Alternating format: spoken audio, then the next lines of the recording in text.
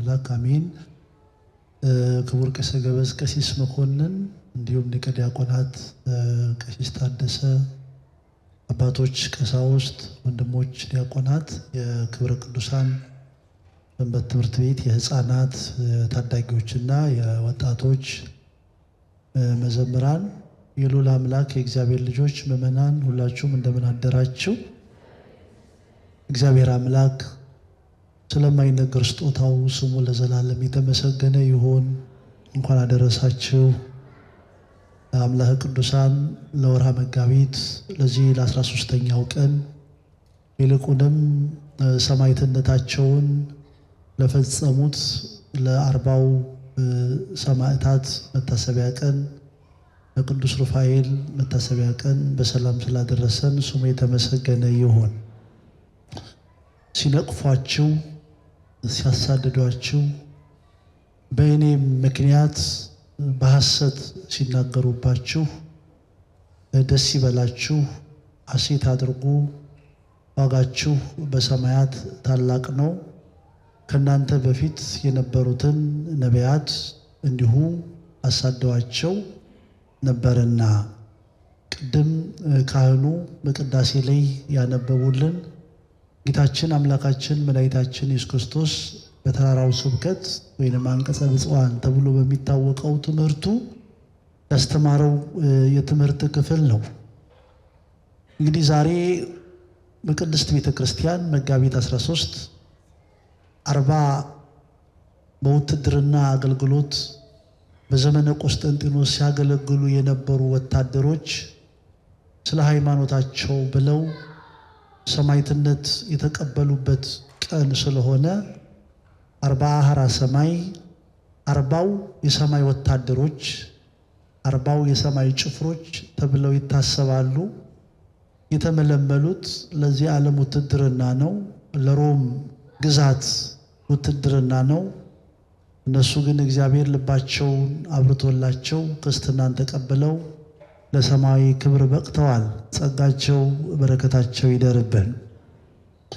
ጌታችን አምላካችን መድኃኒታችን ኢየሱስ ክርስቶስ በትምህርቱ ደጋግሞ እንደተናገረው የክርስትና ሃይማኖት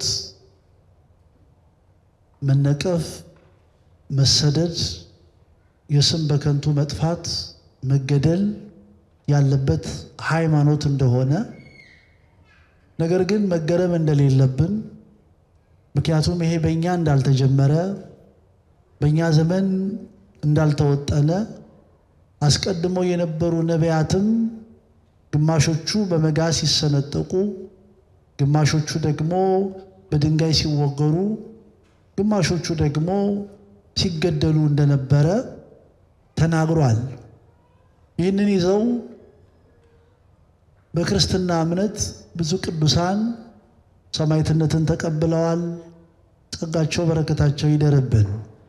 በዚህ ክርስትና ሃይማኖት እንዲሁ የመጣን እያስቀደስን መስቀል ይዘን እየሰበክን የመቀደሻ አልባሳት ለብሰን አጊጠን ቀድሰን እየወጣን ኃይለ ሚካኤል ወለተ ማርያም እየተባልን እዚህ ምድር ላይ ኖረን ብቻ የምናልፍበት ሳይሆን ስለ ክርስቶስ ስለ እምነታችን መከራ የምንቀበልበት በመከራ ውስጥ የምናልፍበት ነገር ግን በመጨረሻ በዘላለም ሽልማት በዘላለም ክብር የምንደምቅበት እምነት እንደሆነ ክርስቶስ ነግሮናል። ይህንን የያዙ ቅዱሳን ናቸው በዚህ ውስጥ አልፈው ታሪካቸው ተጽፎ የሚገኘው። ቆስጠንጢኖስ በተነሳበት ዘመን አንድ ኃላፊውን ወይንም ሹሙን ሀገር እንዲመራ ወደ አንድ ስፍራ ይልከዋል። ክርስቲያኖችን አክብር፣ የሃይማኖት ነፃነት ጠብቅ። ከኔ በፊት የነበሩት የሮም ቄሳሮች ብዙ ደም አፍሰዋል፣ ብዙ ነፍስ አጥፍተዋል። በእኔ ዘመን ግን ሃይማኖት ሊያስገድል ሊያሰድድ አይገባም ብሎ ለክርስትና ነፃነት ካወጀ በኋላ ከሾማቸው ሹሞች መካከል አንዱ ኃላፊነቱን ረስቶ በልብ ውስጥ ከነበረው የጣዖት አምልኮ ቅሬታ የተነሳ ለክርስትናው ጠላት ሆኖ ተነሳ። በዚህ የተነሳ በተሾመበት ሀገር እኔ ክርስቲያን ነኝ የሚሉትን ሁሉ ማሰቃየት፣ ማሰር፣ ማሳደድ፣ መግደል ጀመረ። ኃላፊነቱን አጎደለ ማለት ነው። የእግዚአብሔር ልጆች በሕይወታችን ውስጥ በእግዚአብሔር ፊት ከሚያስጠይቁን ነገሮች መካከል የተሰጠንን አደራ በአግባቡ አለመወጣት ነው። የቤት ሰራተኞች እንሁን፣ ልጅ እናሳድግ፣ ምግብ እናብስል፣ የግቢ ጥበቃዎች እንሁን፣ የመኪና አሽከርካሪዎች እንሁን፣ ወይንም በትራንስፖርቱ ዘርፍ እንኑር፣ ወይንም በቤተ መቅደሱ እናገልግል፣ ወይንም ነጋዴዎች እንሁን፣ በየትኛውም መስክ እንሰማራ፣ መጽሐፍ እንደሚል ታምነህ ተሰማራ ይላል። እስኪ በሉ የትም ሂድ፣ የትም ኑር፣ ምንም ስራ፣ ነገር ግን ታምነህ ተሰማራ። የምትሰራው ስራ የቀጣሪህ ብቻ አይደለም ነው። እግዚአብሔርን እንደምታገለግሉ አድርጋችሁ ስሩ ነው የተባለው። ይህ ሰው እምነት የማጉደል መንፈስ የሞላበት ነበርና በዚህ ጥፋት ውስጥ ወድቋል። እግዚአብሔር ታማኞች ያድርገን። በክርስትና ሕይወት ውስጥ ልንገነባው ከሚገባ መንፈሳዊ እሴት መካከል ታማኝነት ነው። ለተሰጠን ስፍራ ታምነን መቆም። ስቃዩ ብዙዎችን ገደለ፣ ብዙዎችን አጠፋ። ወታደሮቹ ይገላሉ፣ ግደሉ የተባሉትን ያስራሉ። ከዕለታት አንድ ቀን ግን ይህንን ሹም የሚያስደነግጥ ክርስቲያናዊ ምስክርነት መጣ። ከወታደሮቹ መካከል 40 ወታደሮች ከዛሬ ጀምረን እኛ ክርስቲያኖች ነን፣ በክርስቶስ ኢየሱስ አምላክነት እናምናለን፣ ጣዖት ከንቱ ነው፣ የሰው እጅ ሥራ ውጤት ነው፣ ሰማይና ምድርን የፈጠረ እግዚአብሔር ብቻ ነው፣ ሊሰገድለት ሊመለክ የሚገባው እሱ ነው ብለው መናገር ጀመሩ። በዚህ ጊዜ እንደለመደው ከደነገጠ በኋላ 40ውንም ወታደሮች አስሮ ማሰቃየት ጀመረ። በመጨረሻም የበረዶ ጉድጓድ አዘጋጅቶ እስከ አንገታቸው ከቀበራቸው በኋላ በዛ ውስጥ ሆነው የክርስትና ሃይማኖታቸውን እንዲክዱ ያሰቃያቸው ጀመረ። 39 ቀን ሙሉ እስከ አንገታቸው በበረዶ ግግር ውስጥ ተቀብረው መከራን ተቀበሉ።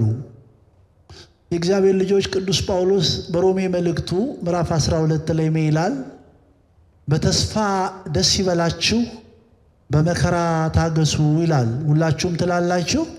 እስኪ በሉ በተስፋ ደስ ይበላችሁ፣ በመከራ ታገሱ። ክርስቶስ ሰጣችኋለሁን ያለ ተስፋ እያሰባችሁ ተደሰቱ። በዛ ተስፋ ሂዱ፣ በዛ ተስፋ ኑሩ። ያን ተስፋ ደግሞ ለማግኘት የሚመጣባችሁን የሚገጥማችሁን ክርስቲያናዊ መከራ በትዕግስት ተቀበሉ አለ። 40 ቀን አይደለም ለአንድ ቀን ይከብዳል። እኛ ቀዝቃዛ ሻወር ለመውሰድ አንዴ በጣታችን አንዴ በእግራችን ነው ሙከራ የምናደርገው። አንዴ ስናሞቀው አንዴ ስንበርዘው ነው የምንውለው። ስለ ክርስትና ስለ ክርስቶስ 39 ቀን ሙሉ በመከራ ታገሱ፣ በመከራ ጸኑ። እግዚአብሔር በመከራ ላለነው ሁሉ ትዕግስት ይስጠን። የእውነት ስለ ክርስትናችን መከራ እየተቀበልን ያለን እውነተኛ ባለትዳር ሆነን እያለ የትዳር አጋራችን መከራ የሚያዘንብብን፣ እውነተኛ ሰራተኞች ሆነን እያለን ቀጣሪዎቻችን በመከራ የሚያሰቃዩን፣ እውነተኛ አገልጋዮች ሆነን እያለ መናፍቃን የገንዘብ ፍቅር ያለባቸው ስልጣን የሚፈልጉ ፖለቲከኞች የሚያሰቃዩን የሃይማኖት አገልጋዮች፣ እውነተኛ የእግዚአብሔር ልጆች ሆነን እያለ በመከራ ውስጥ የምንኖር ሁሉ እግዚአብሔር ትዕግስት ይስጠን። በመከራ ታገሱ ያለ ታገሺ። በስራ ቦታ፣ በትምህርት ቤት ታገስ፣ በአገልግሎት ስፍራ ታገስ። ክርስቲያናዊ ሕይወት መከራ መቀበል ብቻ ሳይሆን በመከራ ምን ማለት ነው? መታገስ ነው። መከራውን መቀበል ነው። መከራውን መያዝ ነው። ይህ መከራ ይህ ፈተና የመጣው ለኔ ክብር ነው፣ ለኔ ሽልማት ነው። ከዚህ መከራ ጀርባ ተስፋ ይታየኛል። መከራዬ ጨለማ ነው፣ መከራዬ ሲያልፍ ብርሃን ይወጣል። መከራዬ መራራ ነው፣ ከመከራዬ ጀርባ ግን ጣፋጭ ጊዜ አለ ብለን በመከራው እንድንታገስ ትዕግስት የሚሰጥ አምላክ ኢየሱስ ክርስቶስ ይርዳን። በመከራቸው ታግሰዋል። ያለ ትዕግስት ምንም አናገኝም። በትዕግስታችሁ ነፍሳችሁን ታድናላችሁ ነው የተባለው። የእግዚአብሔር ልጆች ችኩልነት በሕይወት ዘመናችን ዋጋ ትናንት አስከፍሎናል፣ ዛሬም እያስከፍለን ነው፣ ነገም ያስከፍለናል። አይደለም መከራ ደስታን እንኳን ቸኩለን ደስታ ነው ብለን ቀምሰነው በልተነው ስንት እንደጎደለብን ስንት እንደተዋረድን እናውቃለን። ትዕግስት የእግዚአብሔር የባህሪ ገንዘቡ ነው፣ ለእኛ ደግሞ በጸጋ ተሰጥቶናልና በዘመናችን በሕይወታችን ሁሉ ታጋሾች ያድርገን። በመከራ ታገሱ፣ በመከራ ታገሱ። ታገሽ። ከትዕግስት ጀርባ ጥሩ ተስፋ አለ። አንዳንዴ በሃይማኖታችን ብቻ ሳይሆን በመጥፎ ስራችንም መከራ ሊመጣ ይችላል። በመጥፎ ስራ የመጣብኝን መከራ መታገስ አለብኝ። ማንም ሰው በሕይወቱ የሚመጣበትን መከራ የመሸከም የመታገስ ኃላፊነት ተሰጥቶታል። ክርስቶስ መስቀሉን አልወረወረውም፣ አልጣለውም። ከሊቶስጥራ እስከ ቀራንዮ ያን እርጥብ መስቀል ተሸክሞ ደሙን እያዘራ የሰው አክሊል ደፍቶ ነው የሄደው። መስቀሌን ተሸክማችሁ ኑ ስለተባል ልንመስላቸው ይገባል። በ40ኛው ቀን አንድ የተለየ ነገር ተከሰተ። ከ40 ወታደሮች መካከል አንደኛው ወታደር መከራውን መታገስ ከበደው። ስብከት በየቀኑ ነበር። ክርስቶስን ብትክዱት፣ ክርስትናውን ብትተውት ከዚህ በረዶ ትወጣላችሁ፣ ልብሳችሁ ሰውነታችሁን ትታጠባላችሁ፣ ልብስ ይቀየርላችኋል፣ ሹመት ይሰጣችኋል፣ ክብር ይጠብቃችኋል የሚል ስብከት ይታወጃል በየቀኑ። ያ ተደጋጋሚ የማባበል ትምህርት ሲሰማ የቆየው አንድ ወታደር እኔ የለሁበትም፣ ከዚህ በረዶ ውስጥ አውጡኝ፣ በክርስቶስ ኢየሱስ አላምንም፣ በክርስትና ሃይማኖት አላምንም፣ በእግዚአብሔር መኖር አላምንም፣ አማልክት የሚባሉት አሁን በዚህ ምድር የቆሙት ጣዖታት ናቸው፣ እናንተ የምትሏቸው ናቸው ብሎ ከዛ ውስጥ ወጣ ማለት ነው። የእግዚአብሔር ልጆች ቅዱስ ጳውሎስ ለጢሞቴዎስ ለልጁ ምን ይለዋል ሲመክረው? ማንም በጫወታ ስፍራ እንደሚገባ ባይታገል፣ ማንም በጫወታ ስፍራ እንደሚገባ ባይታገል የድሉን አክሊል አያገኝም ይላል። የሰማችሁ ነው። ማንም በምን ስፍራ? ማንም በጫወታ ስፍራ። አንድ ሰው የሀገር አቋራጭ 42 ኪሎ ሜትር ሩጫ እየተደረገ ወደሚሮጥበትን አካባቢ ትቶ ወደ ሌላ ቦታ ለ100 ኪሎ ሜትር አይሮጥም። 100 ኪሎ ሜትር ሮጣል ተብሎ አይሸለም። ይሸለማል። እግር ኳስ ሲጫወቱ ተጫዋቾች እዛ ውስጥ ባለችው ኳስ እንጂ የሚጫወቱት አንዱ ኳስ ከቤቱ ይዞ መጥቶ እየሮጠ ሄዶ ጎል ባይገባ አሸናፊ ነህ ይባል። ጫወታ ሕግ አለው አለ ቅዱስ ጳውሎስ። በስፖርት ስብከት የታወቀ ሐዋርያ ነው። ስፖርትን ለክርስትናው አገልግሎት ይጠቀመዋል። በጫወታ ስፍራ አለ፣ በየት ስፍራ? ማንም እንደሚገባ ባይታገል የድሉን አክሊል አያገኝም አለ።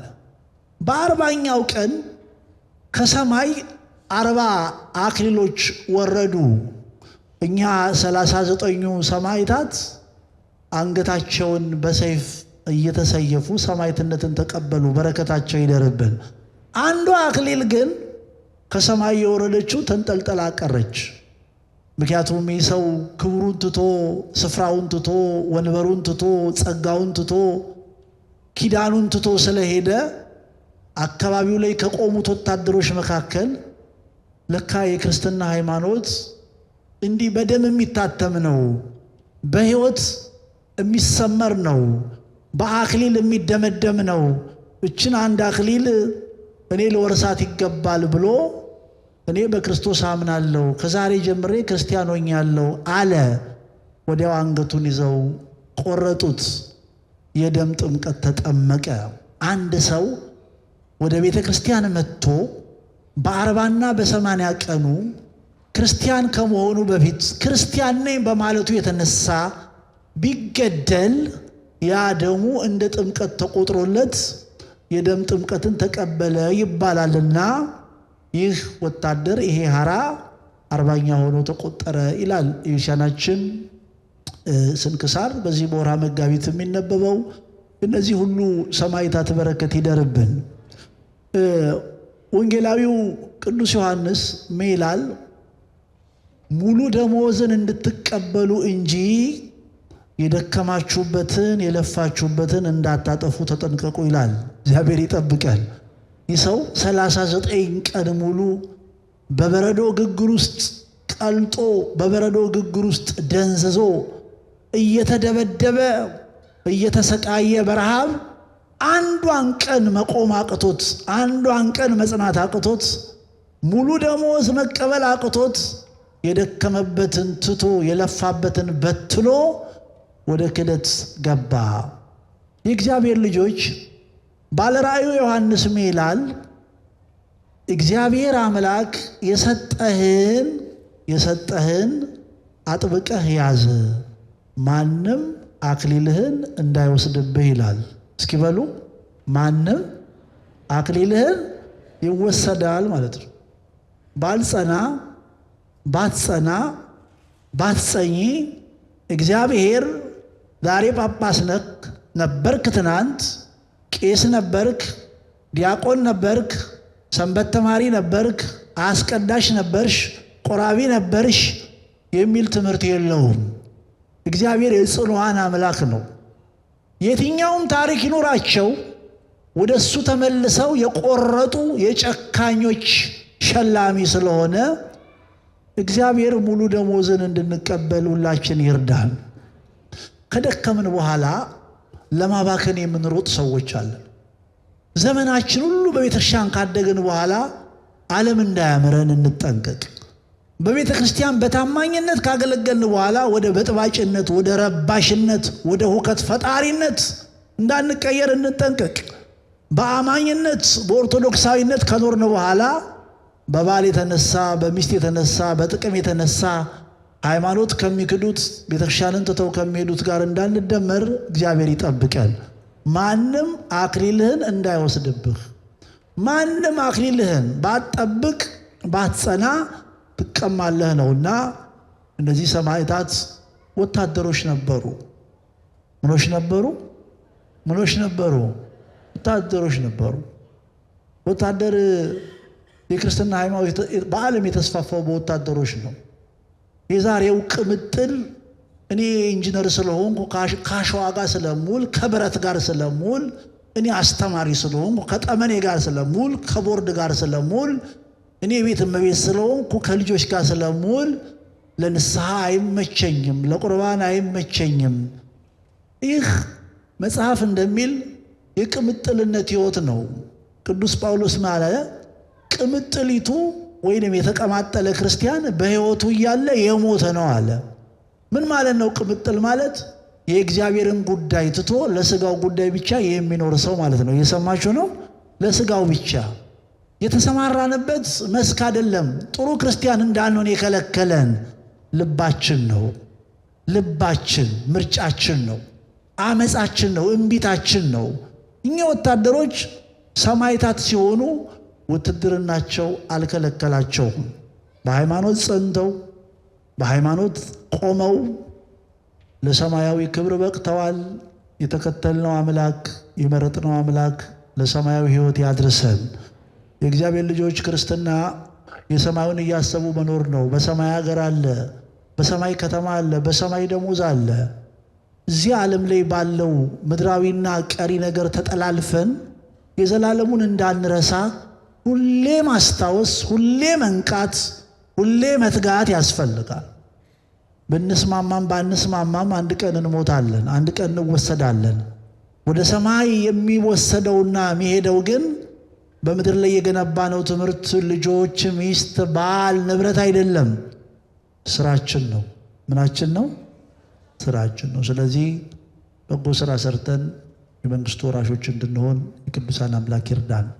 ጸጋቸው በረከታቸው ይደርብን። ለንስሐ ለሥጋው ደግሞ ያድርሰን።